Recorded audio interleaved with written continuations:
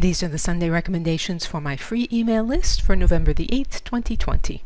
This week's blog post is the second in a series on visiting the Wadsworth Atheneum. It includes portraits of two Revolutionary War-era couples. Incidentally, that document that he's holding in his hand is the U.S. Constitution. He was a signer. Second recommendation, Augustus Lukeman's Prospect Park World War I Memorial, dedicated in 1921.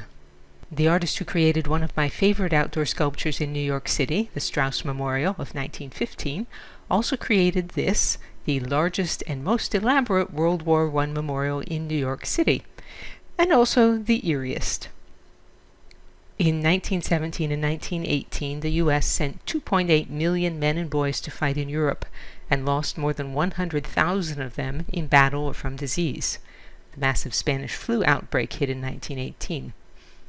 The war to end all wars ended on the 11th hour of the 11th day of the 11th month of 1918, when the armistice with Germany went into effect.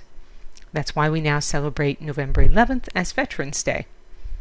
By 1920, numerous war memorials, such as this one, were being dedicated by New York City neighborhoods to commemorate those they'd lost. Since August 2019, I've been posting photos on Instagram of outdoor sculpture in New York City in chronological order. I'm now up to the 1920s, which includes a whole slew of local memorials to what we now know as World War I. For more of them, see my Instagram feed, which is Diane Durante, with 2 N's. Third recommendation, the Marines Hymn, officially adopted in 1929.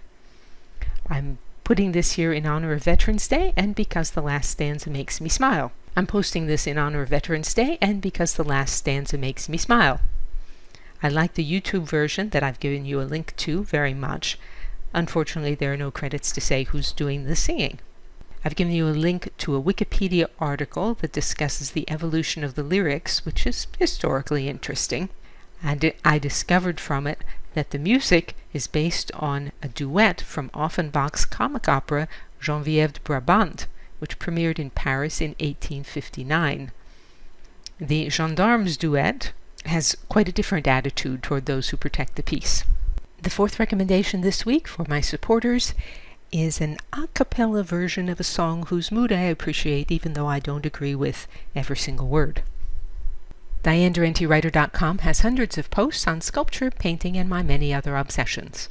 To join the free Sunday Recommendations email list, visit the URL that's on your screen or email me. And you can say, "Well done, Diane," or support my work and receive rewards by means of the tip jar on DianeDuranteWriter.com. Thanks as always for listening.